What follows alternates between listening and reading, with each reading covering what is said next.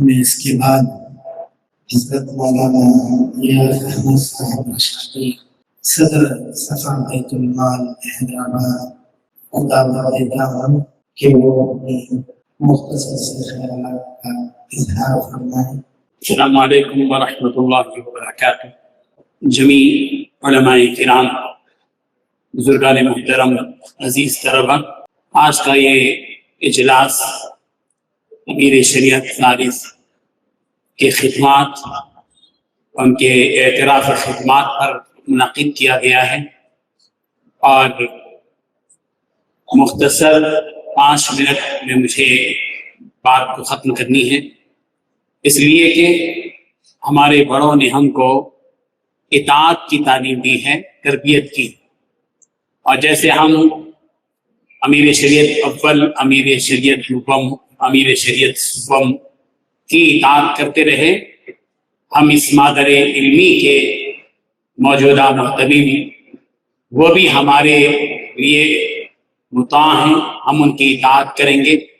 اور میں کہتا ہوں کہ دارالعلوم سبیل الرشاد اگر مادر علمی ہیں تو اس کے جو بھی محتمین ہیں وہ فادر علم ہیں، اس لیے ہم کو ان کی اطاعت بہر صورت کرنی ہے۔ اذکروا محاسن موتاکم، یعنی جو تمہارے لوگ اس دنیا سے چلے گئے ان کے محاسن بیان کرو۔ لوگوں نے اس کا تھوڑا سا غلط مطلب سمجھ لیا اور اسی انتظار میں رہتے ہیں کہ وہ تشریف لے جائیں گے تو ہم ان کی تعریف کریں گے، زندگی میں تعریف نہیں کریں گے۔ یہاں یہ مطلب نہیں ہے کہ تم اپنے موتا کے محاسن بیان کرو، اس کا یہ مطلب نہیں ہے کہ زندگی میں مت کرو۔ اس حدیث سے یہ سمجھنا چاہیے کہ ہم اپنی زندگی میں بھی جو ہمارے سامنے ان کی بھی تعریف کریں، ان کی توصیف بیان کریں، ان کے محاسن کو ذہن میں رکھیں۔ حضرت امیر شریعت ثالث کو میں 50 سال سے جانتا ہوں۔ میں جب سبیل الرشاد میں 1977 میں نے داخلہ لیا تھا، اس وقت سے تو ہم بچے تھے، ابھی بھی بچے تھے۔ حضرت امیر شریعت کے سامنے ایک صاحب آئے طالب فارغ اور کہنے لگے حضرت ہم بچے تھے، اچھا بڑے ہوں گے تو ہم ابھی بھی بچے ہی ہیں مادر علمی کے سامنے، وہ کبھی بھی بڑا نہیں ہو سکتا اپنے مادر علمی کے سامنے۔ تو ہمارا بچپن تھا، حضرت جوان تھے، اور حضرت کا جو مزاج تھا، سادگی، تواضع، عاجزی، ایک بڑی پیاری بات ہم نے پوری زندگی دیکھی۔ حضرت امیر شریعت دوم سے، حضرت مفتی صاحب سے، حضرت مولانا صغیر صاحب رحمۃ اللہ علیہ نے آواز سے کبھی بات نہیں کی۔ آپ کوئی بتا سکتا ہے کہ حضرت نے حضرت کے سامنے بلند آواز سے کوئی بات کی؟ کبھی نہیں۔ ان دونوں کے درمیان میں سرگوشی ہی ہوتی تھی، اس کے علاوہ کچھ نہیں۔ ان کے لبوں کے ملانے سے وہ سمجھ جاتے تھے اور ان کی لبوں سے یہ سمجھ جاتے تھے، دونوں کی ایک الگ زبان تھی جو ایک دوسرے کو جانتے تھے۔ یہ اپنے بڑوں کا احترام، ہمیں چاہیے کہ ہم اپنے بڑوں کا احترام، یہاں ابنائے سبیل میں موجود ہیں، طلباء سبیل بھی موجود ہیں، میں گزارش کرتا ہوں کہ ہمارے بڑوں نے تہذیب و تمدن کا جو خاکہ ہمارے سامنے پیش کیا ہے، سادگی کا، عاجزی کا، تواضع کا، استقامت کا، استغنا کا، یہ ان اوصاف کو اس اپنے اندر پیتے جائیں، قوم کے سامنے جو ہم جائیں تو اسی تہذیب کو لے کر جائیں۔ تہذیبیں آپ کے سامنے مختلف آتی جائیں گی، لیکن آپ کو ان تہذیبوں سے جو نئی ہیں اور نئی شکلوں میں اور کن فریب شکلوں میں ہیں، ان تہذیبوں سے ہم کو کبھی متاثر اور مرعوب نہیں ہونا، بلکہ ہمارے بڑوں نے جو ہم کو تہذیب دی ہے، اسی تہذیب کے ساتھ بحیثیت عالم، بحیثیت معلم، بحیثیت امام ہم پورے عوام کے سامنے، ملت کے سامنے رہیں گے۔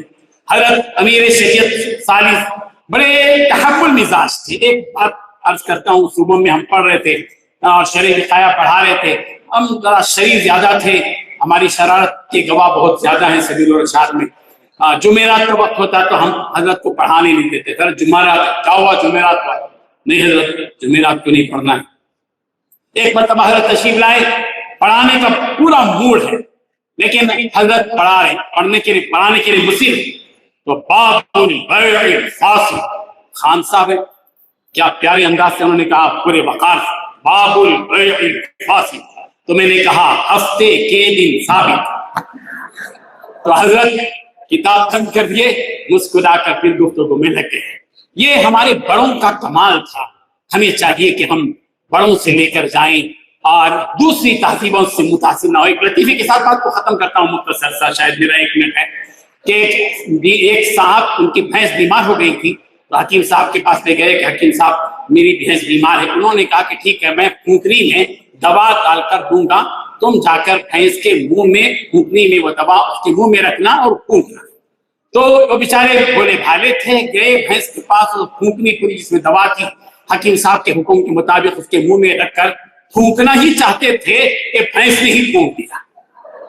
ये भैंस जो फूंकने वाली है, आपके फरागत के बाद जो दूसरी तहजीबें हैं, उनके फूंकने से पहले इस तहजीब को जो हमारे बड़ों ने दिया है, आपको पहले फूंकना चाहिए।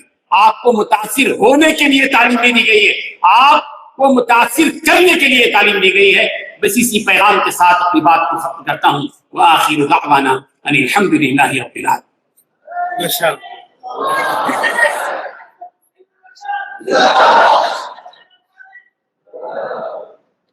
माशाअल्लाह माशाअल्लाह। फाजिल खदर रशादी हजरत मौलाना रियाज अहमद साहब रशादी दामद बरकातुहू की किताब जिसका नाम कलामे मुबीन से क़ल्बे मुनीब तक है, उसका रस्मी इजरा सदर मोहतरम दामद बरकातुहू के हाथ अमल में आ रहा है। मैं हजरत सदर मोहतरम से दरख्वास्त करता हूँ कि वो इस किताब का इजरा दस्त मुबारक से सामने।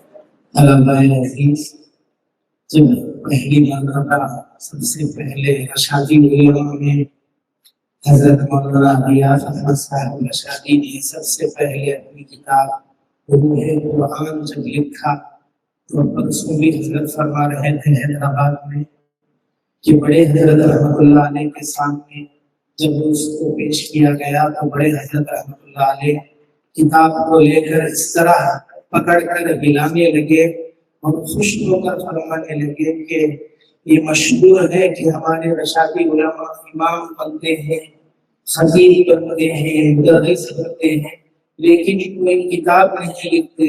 लेकिन हमारे ये रशादी, हमारे रियाज अहमद साहब रशादी, देखो क्या ये किताब लिखे हैं, बोलकर बहुत देर तक खुश हो रहे थे। तो इसी तरह तसनीफात का सिलसिला हजरत के कलम से अभी तक जारी है, इंशाअल्लाह आगे भी जारी रहेगा।